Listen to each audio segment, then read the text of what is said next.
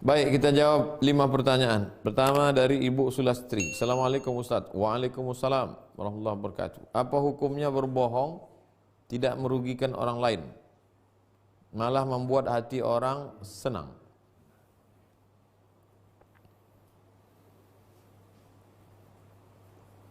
Apa hukumnya berbohong tidak merugikan orang lain, malah membuat hati orang senang? Ibu Sulastri, boleh berbohong 3. Yang pertama, ketika dalam perang. Al-harbu khid'ah. Perang itu tipu muslihat. Perang antara kita dengan orang kafir harbi. Lalu kemudian waktu itu kita berbohong. Karena kalau kita jujur, maka pasukan musuh akan meluluh lantakkan kita. Karena perang itu adalah bersiasat. Di antara siasatnya adalah bohong. Yang kedua, ketika mendamaikan 2 orang yang bertengkar. Kita tetangga di tengah.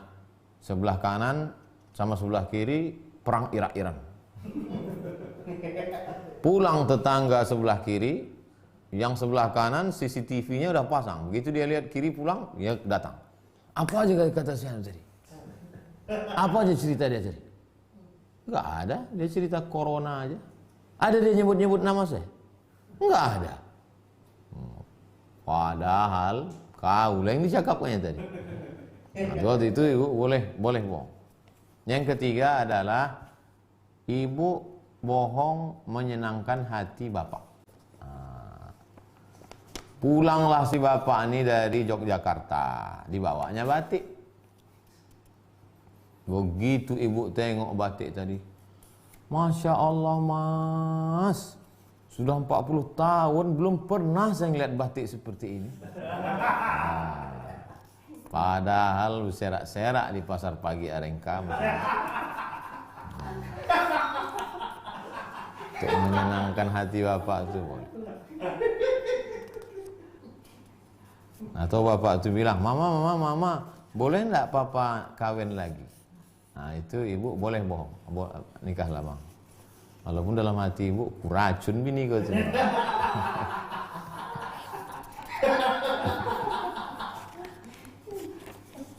Nomor 2, Ibu Zakiyah Yusuf. Ustadz mau tanya tema yang kemarin. Apa beda riya sama ujub sama sum'ah?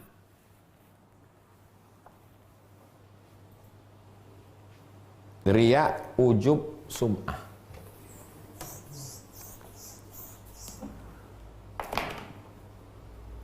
Ada namanya amal. Amal ibu misalnya baca Quran. Kemudian ibu merasa bacaan ibu lah yang paling fasih, bacaan ibu lah yang paling hebat. Intern, ke dalam, maka itu disebut dengan ujub. Bacaan aku yang paling hebat, suaraku yang paling mantap, aku yang paling banyak khatam, aku yang paling gurunya internasional. Intern ke dalam, itu namanya ujub. Kalau ibu tunjukkan keluar, ekstern, itu namanya riya. Berikut ini mari kita panggilkan untuk membuka pengajian sore ini qari'ah kita Ibu Zakiyah Yusuf. A'udzubillahi minasyaitonir rajim.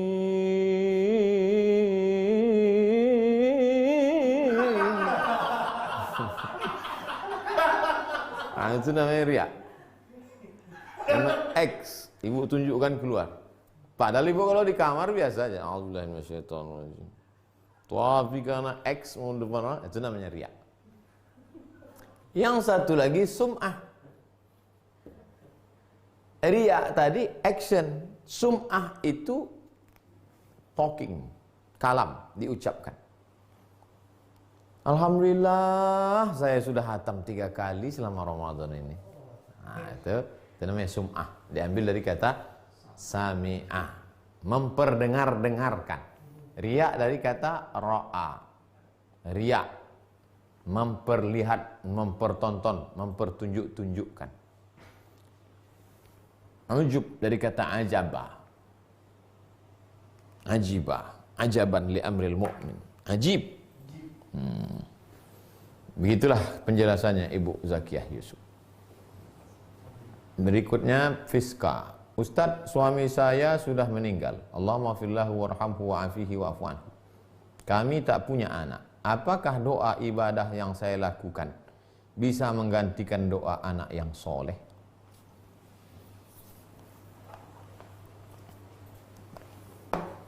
Seringkali orang khawatir takut tak punya anak karena nanti tak ada yang mendoakan. Menangis-nangis ibu, bapak-bapak. Kami tak punya anak, siapa yang mendoakan kami, Pak Ustaz? Jadi rupanya doaku tak sampai. Kalaulah doa kami, doa jamaah ini tak sampai, untuk apalah hadis 1? Assalamualaikum ya ahlad diyar minal mu'minin wa inna insyaallah bikum lahiqun yarhamullahu mustaqdimin wal mustakhirin nas'alullah lana wa lakumul afiyah. Batal lah hadis ini. Ini kan doa isinya. Keselamatan untuk kamu hai penghuni kubur, semoga Allah merahmati kamu. Jangan khawatir tak punya anak.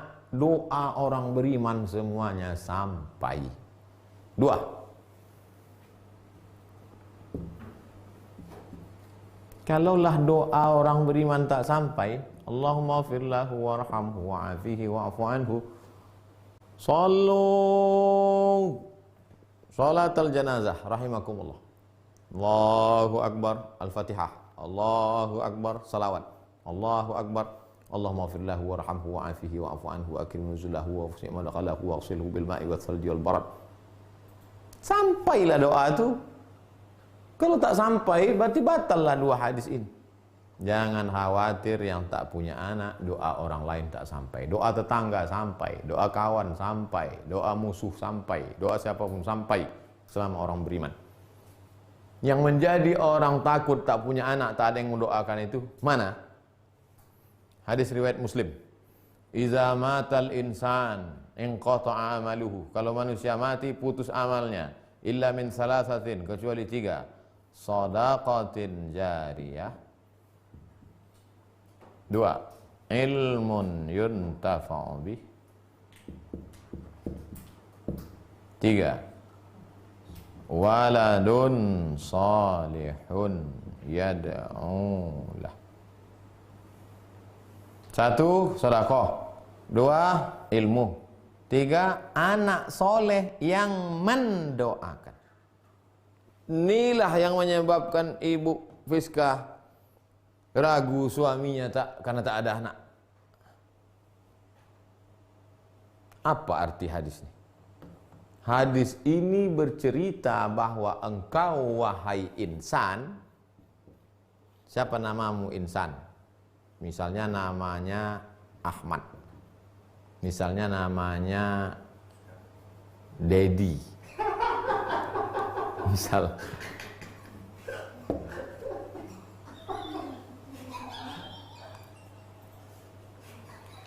amalmu waktu hidup dulu putus. Tapi ada amalmu waktu hidup dulu tetap mengalir. Contohnya, kau hibahkan tanah untuk masjid, mengalir. Ada pula kau ajarkan anak-anak muda di situ tentang bagaimana sholat, ngajar ngaji, mengalir. Bagaimana bisnis entrepreneur, nanti kalian anak-anak muda jangan kalian mabuk, jangan kalian mencuri, jangan kalian berzina. Nanti kalau berhasil bisnis kan kalian sedekah, mengalir. Yang ketiga, ada anakmu, mengalir. Hadis ini bukan bercerita doa orang lain tak sampai. Hadis ini bercerita bahwa amalmu putus, tapi ada amalmu tetap mengalir. Sedekah itu kan amalmu. Ilmu itu dulu kan amalmu. Anakmu itu juga amalmu. Itu maksudnya. Bukan maksudnya doa dari anak saja yang sampai. Pahami dengan baik. Bahwa amal anakmu sampai. Kenapa tak disebut solat anakmu? Kenapa tak disebut sedekah anakmu? Kenapa tak disebut zikir anakmu? Kenapa yang disebut doa anakmu? Karena doa itu yang paling ringan. Di antara semua amal, doa itu yang paling ringan. Rabbi fili wali walidayya warahmu maka marabbayani shaghira. Sampai. Sedang doanya aja sampai, apalagi sholatnya, apalagi puasanya, apalagi sedekahnya, sampai. Jadi yang tak punya anak, itu tak usah khawatir, jangan takut. 4. Pak Baharudin Yusuf. Ustadz, bagaimana hukumnya istri yang tak puasa karena hamil besar? Adakah boleh diganti dengan membayar fidyah?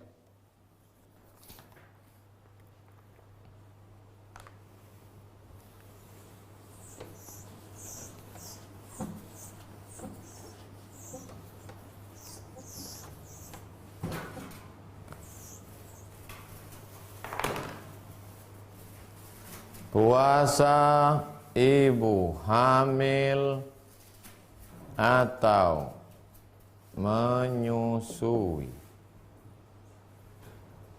1, 2, 3. 3 mazhab, tak sepakat ulama. Mazhab yang pertama yang mengatakan diqadha saja. Qadha saja. Tinggal 1 hari, qadha 1 hari. Tinggal 10 hari, qadha 10 hari. Tinggal 30 hari, qadha sebulan. Mazhab yang kedua, mazhab Syafi'i.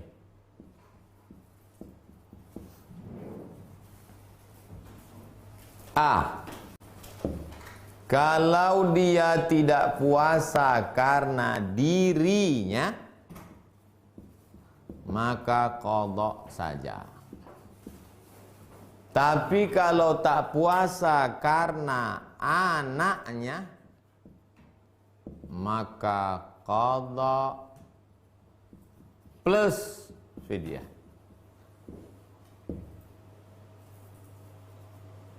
Kenapa ibu tak puasa? Badan saya lemas Pak Ustaz, menggeletar. Qadha saja. Kata dokter, ibunya sehat bu, tapi ini anak ibu di dalam ini lemah, janinnya kurus kecil, maka qadha plus fidyah. Pendapat yang ketiga, pendapat Ibnu Abbas.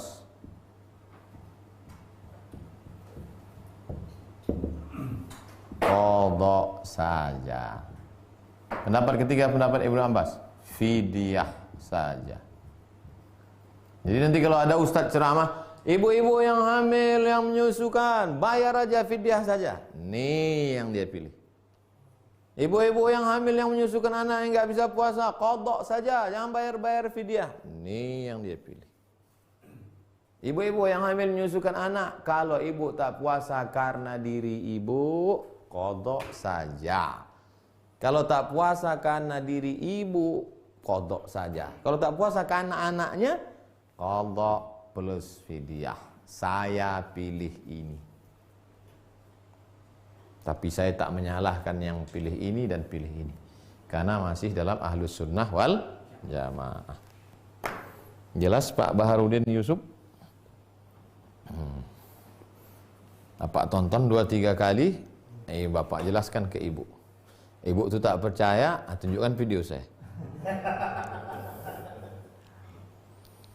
Terakhir, Pak Rahmat Sopyan. Ustadz, apa boleh seorang kurir menjamak sholat? Karena dalam pengantaran paket terkadang masuk ke area yang ada najis dan baju kotor di perjalanan.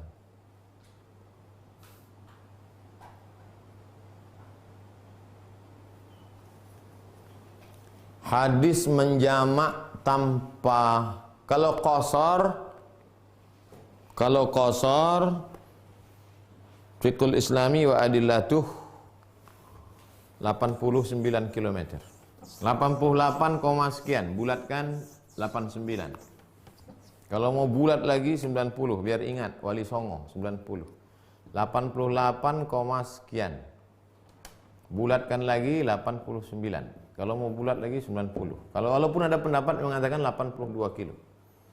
Mesti ada safar. Kalau qasar mesti ada musafirnya, mesti ada perjalanan.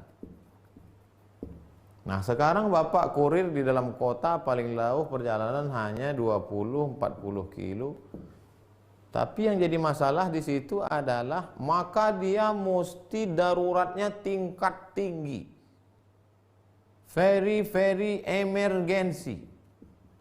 Saya terus terang dalam masalah hukum termasuk yang takut berfatwa berijtihad. Karena saya takut umat nanti mempermudah-mudah mati, ini jadi ke saya terus. Jadi beginilah kesimpulannya Pak Rahmat Sofyan. Kalau Bapak sangat amat rumit, pelik, susah, payah.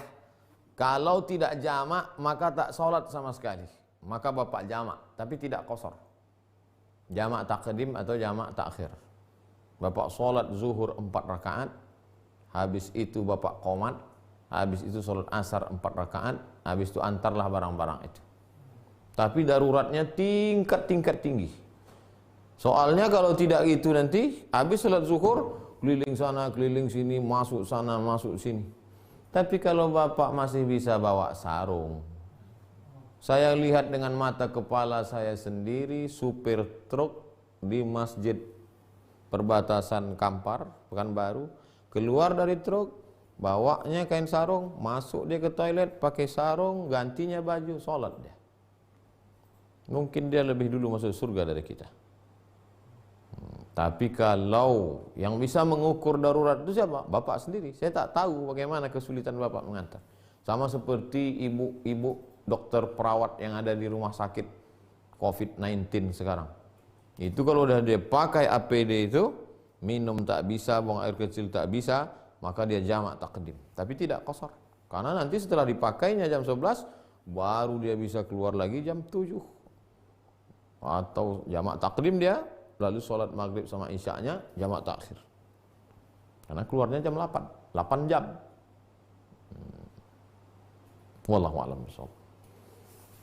Jangan lupa esok malam kita ketemu lagi stasiun yang ke-30. 50% kajian sudah kita lewati. Tinggal 53, tinggal 23 stasiun lagi. Terima kasih segala perhatian, mohon maaf segala kesilapan dan kekhilafan. Subhanakallahumma bihamdika asyhadu an la ilaha illa anta astaghfiruka wa atubu ilaik. Wassalamualaikum warahmatullahi wabarakatuh.